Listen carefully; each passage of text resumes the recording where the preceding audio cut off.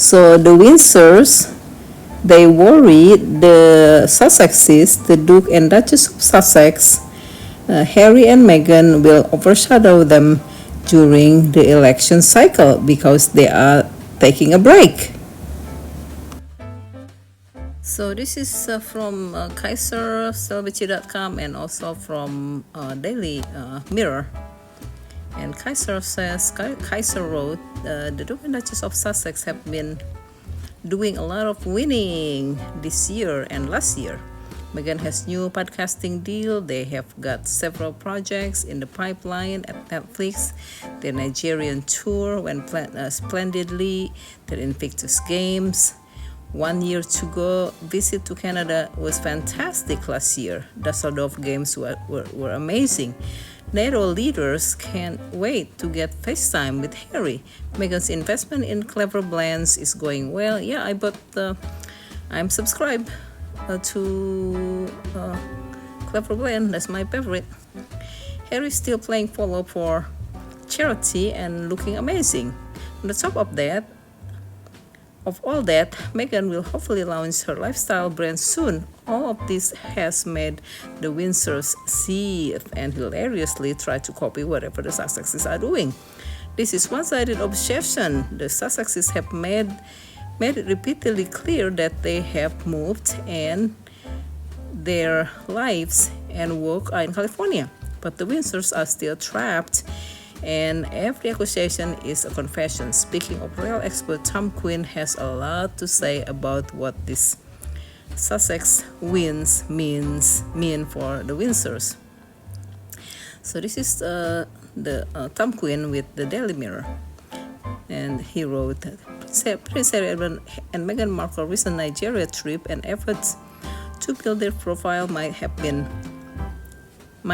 them being seen as the more fashionable version of William and Kate. As the Prince and Princess of Wales have withdrawn from the royal duties in recent months, as Kate continues her cancer treatment, it appears the Duke and Duchess of Sussex have stepped up their appearances despite not being working royals any longer.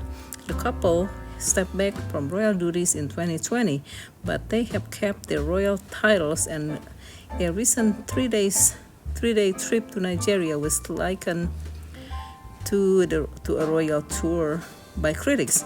Now, Buckingham Palace has announced that the royal family is to postpone engagements that may appear to divert attention or distract from the election campaign.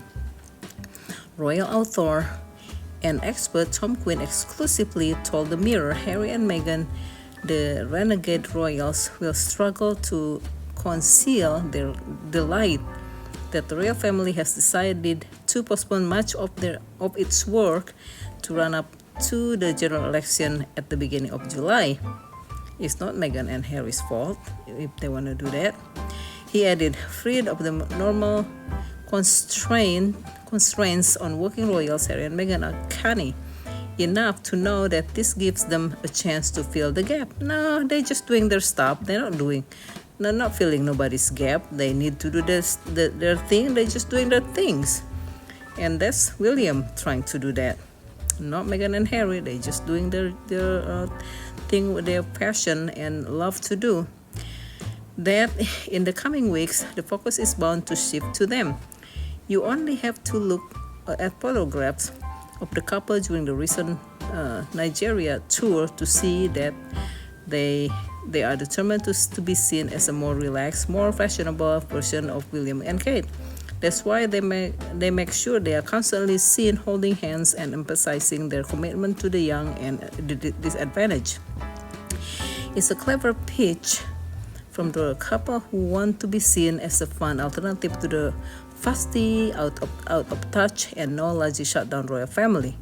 Tom Quinn previously told the Mirror the senior royals, especially William and Kate, are terrified of one thing above all others, that Harry and Meghan will continue to organize trips across the world until they are seen as the public face of the royal family. The fear is made worse because William knows that with his wife stricken with cancer, he cannot compete and he can't stop the Meghan and Harry roller coaster. So that's from Tom Quinn from the Daily Mirror. But they think Meghan and Harry competing. Meghan and Harry is not competing with anybody. They're just doing their job. They're trying to survive. They're trying to and thriving. They're trying to survive, but they're thriving. They're successful with all of their projects. They have many projects. For being 4 years, they step back from the royal family. They have their beautiful homes in Montecito. Is like 19 bathroom and 10 bedroom, guest house, tennis court, gorgeous house. And they are a hardworking couple. Who love their children and take care of their children, their family, and passionate about helping others. And that's who Meghan and Harry is. They're not trying to compete with anybody or the royal family for that matter. And if the royal family feel that they need to compete, it's not their fault. And they can do it. They are billion-dollar family. They can do so much better with Harry